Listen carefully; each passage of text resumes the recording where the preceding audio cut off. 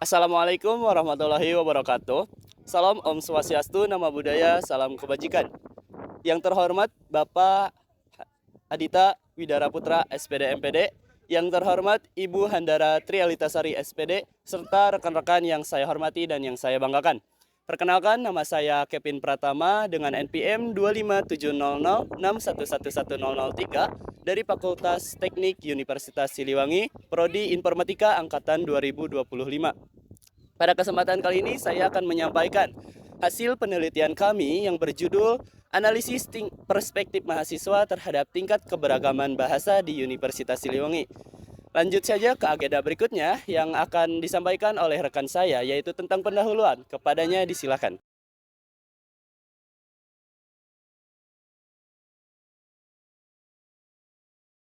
Halo semuanya, perkenalkan nama saya Muhammad Ilham Mutakin dengan NPM 2570061111006 dari Universitas Siliwangi, Fakultas Teknik Program Studi Informatika Angkatan 2025. Di sini saya akan menjelaskan tentang bab 1 yaitu pendahuluan. Indonesia merupakan negara multikultural yang memiliki keberagaman suku, budaya, dan terutama bahasa. Keberagaman tersebut menjadi kekayaan bangsa, namun juga dapat memunculkan tantangan dalam proses interaksi sosial. Di lingkungan pendidikan tinggi seperti di Universitas Siliwangi, keberagaman bahasa muncul karena banyaknya mahasiswa yang berasal dari daerah yang berbeda, khususnya mahasiswa rantau. Dalam praktiknya, perbedaan bahasa dan budaya dapat mempengaruhi kemampuan mahasiswa dalam berkomunikasi, memahami materi akademik, serta menyesuaikan diri dengan lingkungan sosial kampus. Beberapa penelitian sebelumnya juga menunjukkan bahwasannya mahasiswa rantau sering mengalami hambatan dalam berkomunikasi saat berhadapan dengan dialek atau bahasa daerah setempat. Melihat fenomena tersebut, penelitian ini dilakukan untuk memahami bagaimana mahasiswa memandang keberagaman bahasa serta bagaimana perbedaan tersebut memengaruhi proses interaksi sosial di dalam lingkungan kampus. Berdasarkan latar belakang tersebut, terdapat beberapa masalah utama yang teridentifikasi. Yang pertama, mahasiswa rantau mengalami kesulitan dalam adaptasi akademik dan sosial akibat perbedaan bahasa. Yang kedua, terdapat kehambatan komunikasi yang dapat memengaruhi kualitas interaksi sosial. Yang ketiga, pola interaksi mahasiswa lintas budaya belum terpetakan dengan jelas. Dan yang keempat, faktor-faktor yang memengaruhi dampak keberagaman bahasa terhadap interaksi sosial juga belum dianalisis secara mendalam. Kemudian, rumusan masalah dalam penelitian ini meliputi 4 hal. Yang pertama, bagaimana bentuk dan pola interaksi sosial mahasiswa dengan latar belakang bahasa yang berbeda. Kemudian yang kedua, bagaimana pandangan mahasiswa mengenai perbedaan bahasa sebagai bagian dari keberagaman budaya. Yang ketiga, apakah keragaman bahasa berpengaruh terhadap tingkat interaksi sosial mahasiswa? Dan yang terakhir, yang keempat, faktor apa saja yang memengaruhi hubungan antara keragaman bahasa dan interaksi sosial.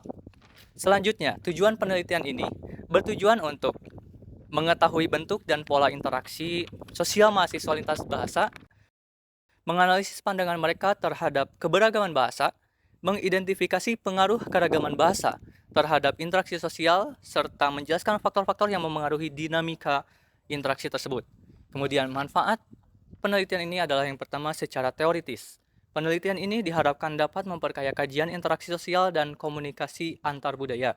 Kemudian secara praktis, hasilnya dapat menjadi evaluasi bagi pihak kampus dalam menciptakan lingkungan yang lebih inklusif bagi mahasiswa dari berbagai latar belakang bahasa. Dan yang terakhir, ruang lingkup penelitian ini dilakukan di lingkungan Universitas Siliwangi dengan fokus pada mahasiswa yang berasal dari luar daerah Priangan. Pengumpulan data dilakukan melalui angket dan wawancara dengan jumlah responden berkisar antara 15 hingga 20 orang. Demikian dari saya, untuk pematerian selanjutnya akan dilanjutkan oleh rekan saya. Terima kasih.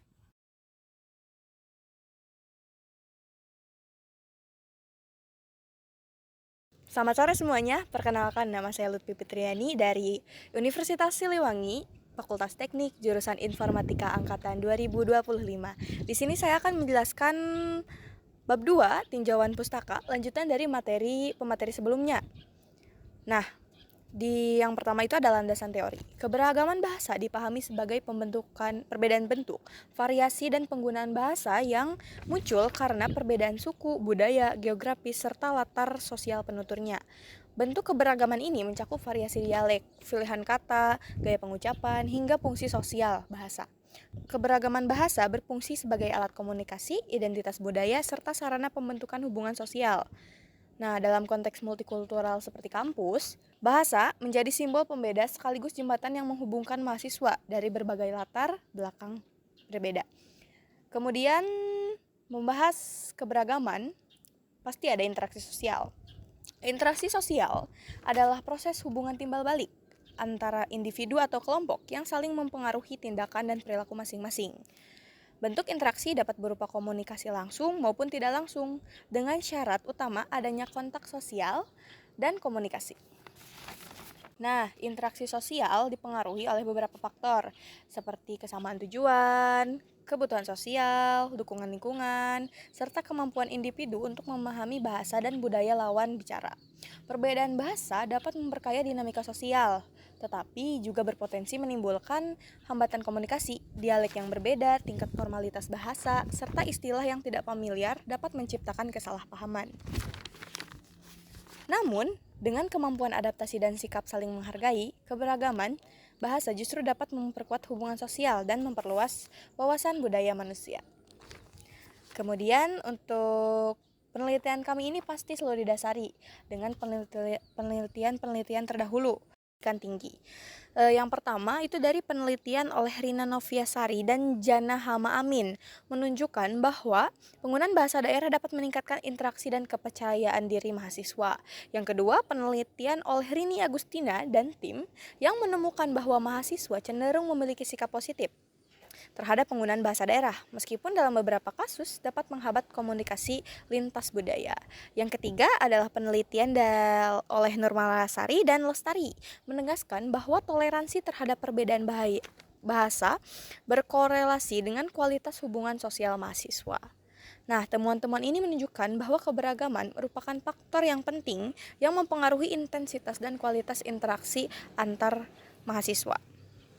Nah, untuk kerangka berpikir dari penelitian kami, kerangka berpikir dalam penelitian ini berangkat dari asumsi bahwa keberagaman bahasa di lingkungan kampus mempengaruhi cara mahasiswa berinteraksi, baik secara akademik maupun secara sosial. Pandangan mahasiswa terhadap perbedaan bahasa menjadi dasar terbentuknya pola komunikasi, kemampuan adaptasi, serta hubungan interpersonal di lingkungan multikultural seperti Universitas Siliwangi.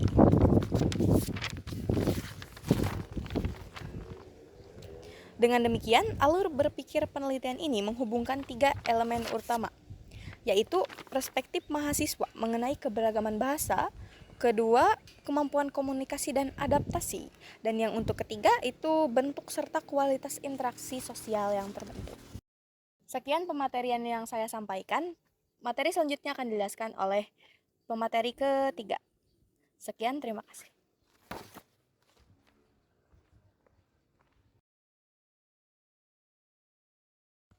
Kembali lagi bersama saya. Di sini saya akan membahas mengenai metodologi penelitian yang di dalamnya akan membahas jenis dan pendekatan penelitian, subjek penelitian, lokasi penelitian, waktu penelitian, teknik pengumpulan data, serta teknik analisis data. Yang pertama kita akan membahas jenis dan pendekatan penelitian. Penelitian ini menggunakan 2 jenis data, yaitu data kualitatif dan data kuantitatif.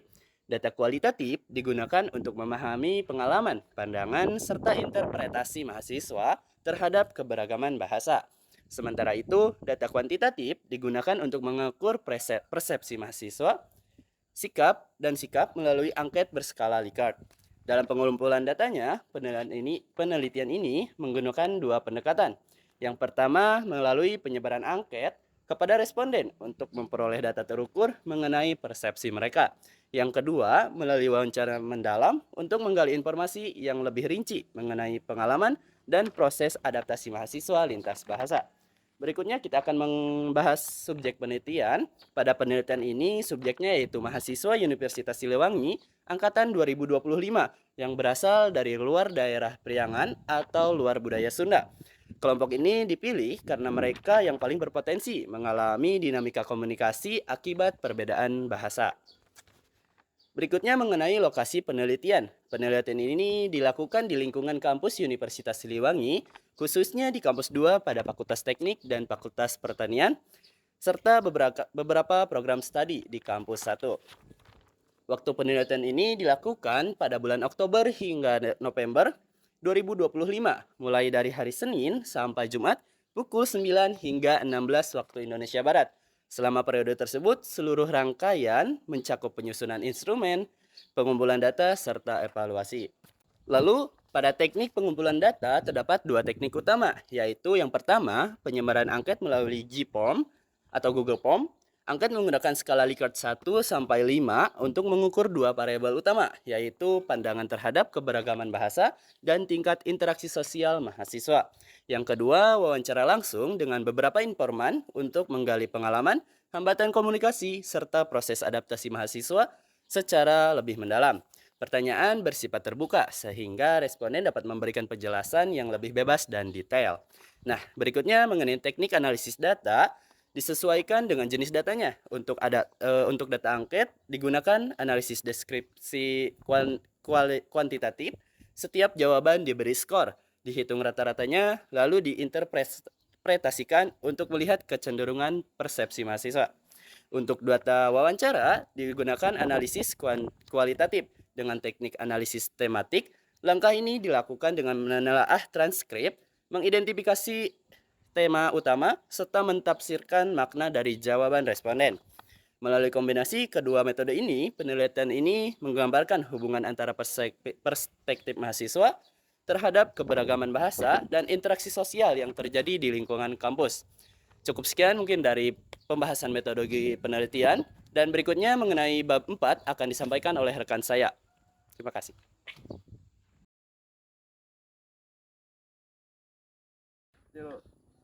Halo, perkenalkan nama saya Muhammad Rafi Abdul Rahman dengan NPM 25700611132. Di sini saya akan membahas bab 4, yaitu hasil penelitian dan pembahasan. Yang pertama ada hasil penelitian dan yang kedua ada pembahasan. Baik, langsung saja untuk yang pertama, hasil angket. Angket penelitian terdiri dari indikator yang mengukur 2 aspek utama.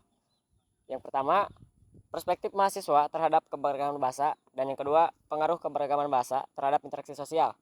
Berikut adalah temuan yang diperoleh. Perspektif mahasiswa terhadap keberagaman bahasa. Hasil angket menunjukkan bahwa mahasiswa memiliki pandangan yang positif terhadap keberagaman bahasa. Mayoritas responden memberikan jawaban pada kategori setuju hingga sangat setuju untuk pertanyaan terkait keberagaman bahasa sebagai kekayaan budaya, pentingnya perbedaan bahasa dalam memperluas wawasan, serta penerimaan terhadap aksen, dialek, dan kosakata yang berbeda. Hal ini menggambarkan bahwa mahasiswa memahami dan menghargai keberagaman bahasa sebagai bagian dari identitas sosial. Untuk selanjutnya, pengaruh keberagaman bahasa terhadap interaksi sosial. Secara umum, mahasiswa menilai bahwa keberagaman bahasa tetap memungkinkan interaksi berjalan efektif. Meski terdapat beberapa hambatan seperti perbedaan istilah atau logat, mayoritas responden mengaku mampu berkomunikasi dengan baik melalui penyesuaian gaya bahasa, mengulang kembali pernyataan, atau beralih menggunakan bahasa Indonesia ketika diperlukan. Kategori MEAN pada aspek ini berada pada tingkat sedang hingga tinggi, menunjukkan bahwa hambatan yang muncul tidak terlalu signifikan. Baik, selanjutnya interpretasi berdasarkan nilai MEAN. Jika ditinjau dari nilai MEAN keseluruhan, sebagian besar indikator berada pada kategori tinggi dan sangat tinggi, terutama pada penerimaan terhadap perbedaan bahasa, kenyamanan berinteraksi, penggunaan bahasa Indonesia sebagai jembatan komunikasi, serta rasa diterima dalam lingkungan sosial. Indikator yang berada pada kategori sedang, terutama terkait hambatan komunikasi, namun jumlahnya tidak dominan. Selanjutnya, hasil wawancara.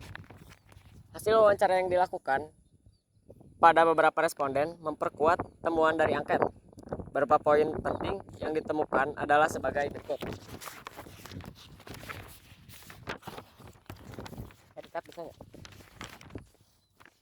Untuk yang pertama, kesulitan awal adaptasi. Responden awalnya mengalami kebingungan karena perbedaan aksen dan kosakata. Untuk yang kedua, hambatan utama, perbedaan istilah dan logat. menyebabkan beberapa kesalahpahaman dalam percakapan.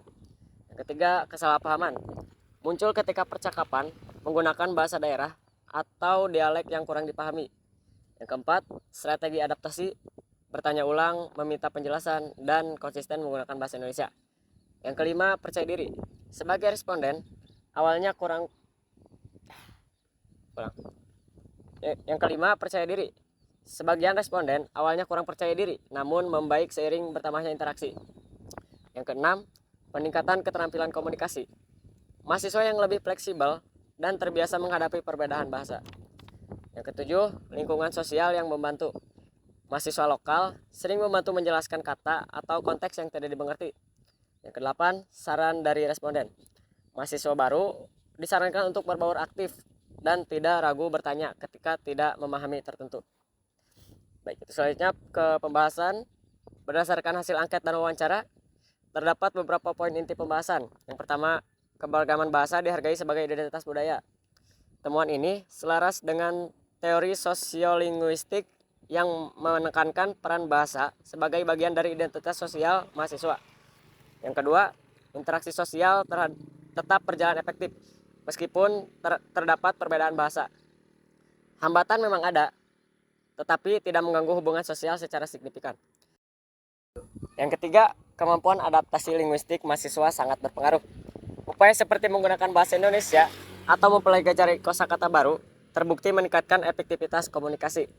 Yang keempat, lingkungan kampus mendukung interaksi lintas bahasa. Rasa diterima yang tinggi menunjukkan atau menegaskan bahwa mahasiswa dari daerah manapun dapat berbaur dengan baik. Yang kelima, keberagaman bahasa memperkaya pengalaman sosial mahasiswa. Selain meningkatkan kemampuan komunikasi, mahasiswa juga memperoleh pemahaman lebih luas mengenai budaya dan kebiasaan dari daerah lain. Sekian yang cukup sekian yang saya Berikutnya terkait bab sekian yang dapat saya sampaikan. Untuk berikutnya bab 5 yang akan disampaikan oleh rekan saya. Sekian yang dapat saya sampaikan. Untuk selanjutnya bab 5 yang akan disampaikan oleh rekan saya. Terima kasih. Assalamualaikum warahmatullahi wabarakatuh. Perkenalkan, nama saya Muhammad Farhandi Siregar dengan NPM 257006111047. Di sini saya akan menyampaikan bab 5 yaitu penutup. Kesimpulan, berdasarkan hasil analisis data dan angket dan wawancara, penelitian ini menyimpulkan beberapa hal penting. Yang pertama, mahasiswa Universitas Siliwangi memiliki perspektif yang positif terhadap keberagaman bahasa. Mereka memandang perbedaan bahasa sebagai bagian dari kekayaan budaya kampus yang patut dihargai. Kedua, keberagaman bahasa tidak menghambat interaksi sosial, melainkan dapat memperkaya pengalaman berkomunikasi. Mahasiswa mampu menjalin hubungan sosial yang baik meskipun terdapat perbedaan dialek atau aksen. Ketiga, mahasiswa menunjukkan kemampuan adaptasi bahasa yang cukup baik. Mereka berupaya menyesuaikan diri dengan mempelajari kosakata baru, memahami ungkapan lokal, serta menggunakan bahasa Indonesia sebagai bahasa penghubung. Yang keempat, perbedaan bahasa memiliki pengaruh terhadap dinamika komunikasi. Namun, pengaruh tersebut cenderung bersifat konstruktif. Mahasiswa dapat mengembangkan keterampilan sosial dan meningkatkan kemampuan komunikasi lintas budaya melalui interaksi sehari-hari. Yang kelima, secara umum, mahasiswa merasa diterima dan dihargai oleh lingkungan kampus. Sikap inklusif mahasiswa lokal berkontribusi besar dalam menciptakan hubungan sosial yang harmonis. Saran, penelitian ini memberikan beberapa saran. Yang pertama, bagi mahasiswa baru, disarankan untuk lebih aktif, berinteraksi dan tidak ragu bertanya ketika menghadapi hambatan komunikasi akibat perbedaan bahasa. Kedua, bagi pihak kampus dapat dipertimbangkan adanya kegiatan atau program orientasi budaya yang lebih menekankan pemahaman lintas bahasa untuk mendukung proses adaptasi mahasiswa dari berbagai daerah. Yang ketiga, bagi peneliti selanjutnya disarankan untuk memperluas jumlah responden atau menambahkan analisis komparatif antara fakultas untuk mendapatkan gambaran yang lebih komprehensif mengenai interaksi sosial dan keberagaman bahasa. Sekian dari saya. Demikian hasil pembahasan dari penelitian yang telah kami lakukan yang berjudul Analisis Perspektif Mahasiswa terkait tingkat keberagaman bahasa di Universitas Siliwangi. Mohon maaf atas segala kekurangan dan kesalahan yang disengaja maupun tidak disengaja. Wassalamualaikum warahmatullahi wabarakatuh.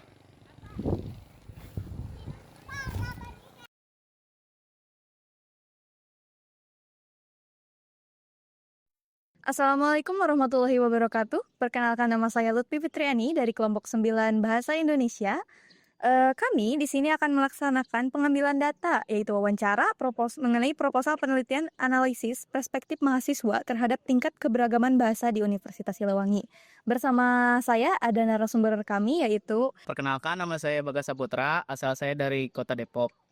Oke, perkenalkan sebelumnya nama saya Salsabila dari kelas D dengan ujung NPM 113. Asal daerah saya dari Sukoharjo, Jawa Tengah. Perkenalkan, nama saya Nabila Nimbiamani dari kelas A. Asal daerahnya, saya asal daerah lahir di Malang. Perkenalkan, nama saya Nadif Ali Sudi. Saya berasal dari daerah Cilacap, Jawa Tengah.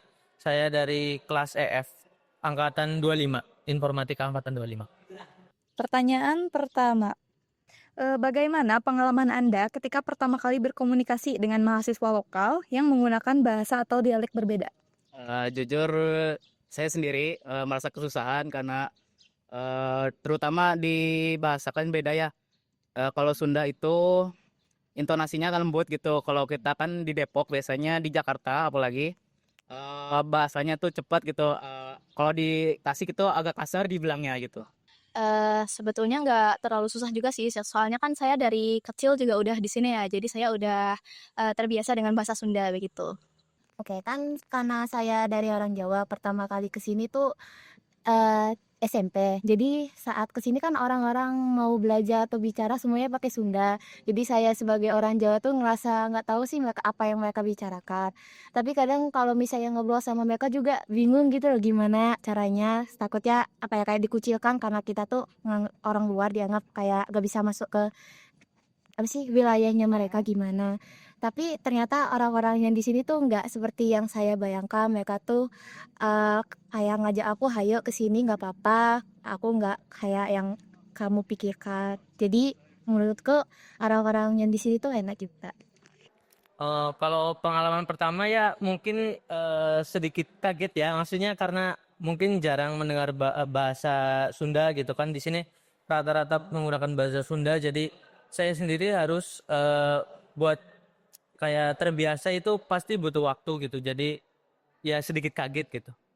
Ke pertanyaan kedua ya Kak, hambatan komunikasi apa yang paling sering Anda alami akibat perbedaan bahasa seperti aksen kah, kosakata baru, atau cara penyampaian?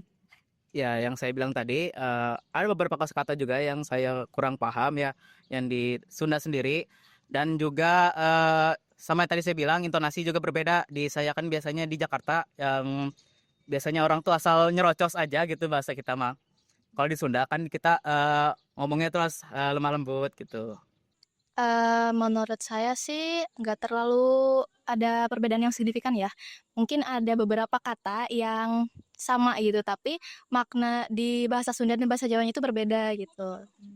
Aksen, kata-kata baru, sama cara penyampaian mereka tuh berbeda dari yang apa yang biasanya saya dengarkan. Jadi itu kadang yang ada bahasa beberapa kata yang di daerah sini tuh sama yang di daerahku, cuman pengertiannya tuh berbeda. Jadi ada yang salah paham gitu sama apa yang mereka ucapkan. Mungkin dari kosakatanya ya, karena banyak banget gitu. Maksudnya dari bahasa Sunda sendiri kan banyak banget kosakata yang benar-benar berbeda dari mungkin dari bahasa Jawa sendiri. Ada beberapa yang sama tapi artinya berbeda gitu. Jadi saya ya harus menyesuaikan lagi gitu. Jadi mungkin dari kosakata sih. Oke. Pertanyaan ketiga Kak, apakah perbedaan bahasa pernah menyebabkan kesalahpahaman dalam kegiatan perkuliahan atau interaksi sehari-hari? Coba jelaskan Kak dengan contohnya. Kalau yang saya alami sih nggak ada ya, karena teman-teman saya juga kalau ngomong Sunda tahu kondisi, saya nggak bisa Sunda. Kadang juga kalau mereka bahasa Sunda, dijelasin dulu ini tuh artinya apa gitu. Jadi saya belum nemuin kondisi seperti pada pertanyaan ini gitu. Sejauh ini enggak sih, enggak ada. Soalnya saya juga jarang menggunakan bahasa Jawa di perkuliahan gitu. Saat itu saya kan lagi belajar di SMP, guru tuh ngejelaskan mata pelajaran yang cukup rumit menurut saya, tapi dijelaskannya itu menggunakan bahasa yang tidak saya pahami, apalagi saya masih baru di daerah tersebut. Jadi saya mengalami kesalahpahaman apa yang guru itu sebutkan. Jadi itu kayak harusnya tuh saya tuh ngejawabnya ini, tapi bukan, saya salah paham apa yang diminta sama si guru tersebut. Kalau kesalahannya mungkin enggak sih ya, tapi mungkin kalau interaksi sama teman kadang kan mereka menggunakan bahasa Sunda. Nah, saya mungkin kurang paham jadi kadang tuh ada kekeliruan gitu. Kayak misal dia nanya apa tentang apa, saya jawabnya apa gitu karena mungkin saya kurang tahu dengan bahasa itu. Jadi pasti ada sih. Mungkin cuman kalau di perkuliahan itu udah sih aman aja. Pertanyaan nomor 4. Bagaimana Anda mengatasi situasi ketika tidak memahami maksud ucapan teman yang menggunakan bahasa daerah? Saya sendiri sih nanya ya, kayak kalau nggak nanya ya saya nggak bakal tahu. Ya karena saya kan tinggal di sini ya, berarti kan kita harus beradaptasi. Kalau kita nggak bisa menguasai bahasa sini juga kita berkomunikasi dengan masyarakat yang di luar juga susah karena mayoritas di sini bahasa daerah gitu.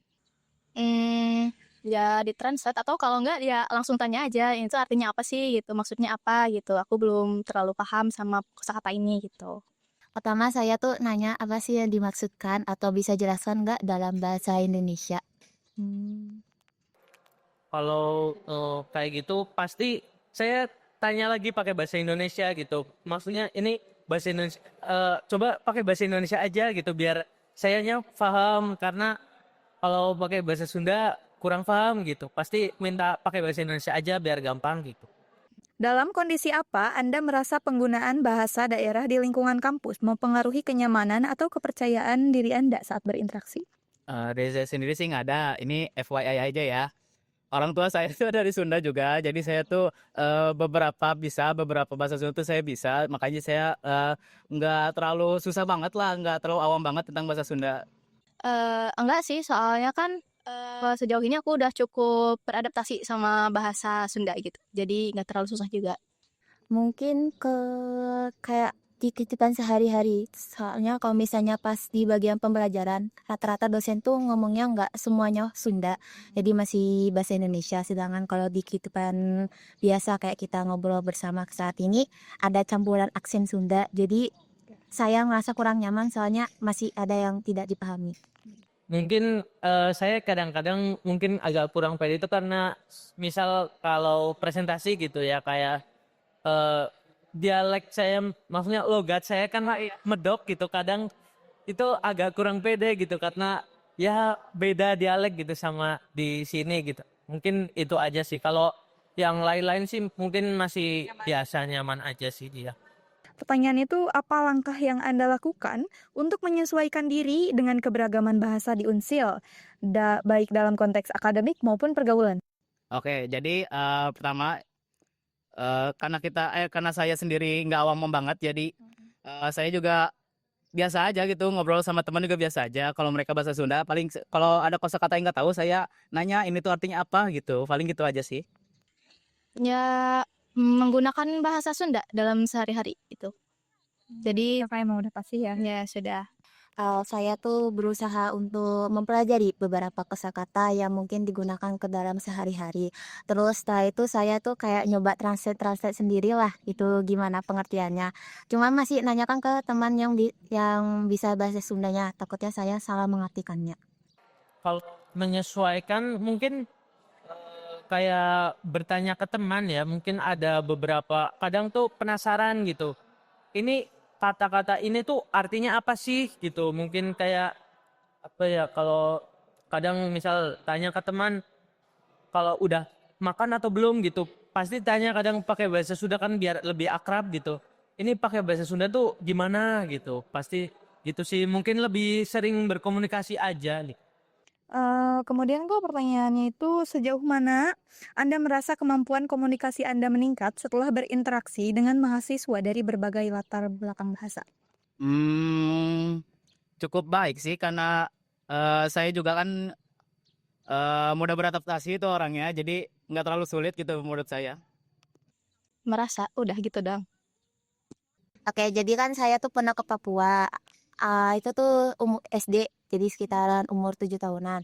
Nah, saat itu kan mereka tuh lumayan ya berbeda dari yang di sini. Mereka tuh masih menggunakan bahasa Indonesia meskipun ada beberapa kayak pengucapan nama atau kayak kayak kamu, aku, kayak gitunya sama beberapa kata benda itu berbeda dari yang bahasa Indonesia. Terus kan lama kelamaan saya di sana saya lumayan paham jadi masuk ke standar standar yang bisa mereka saya pahami jadi masih standar.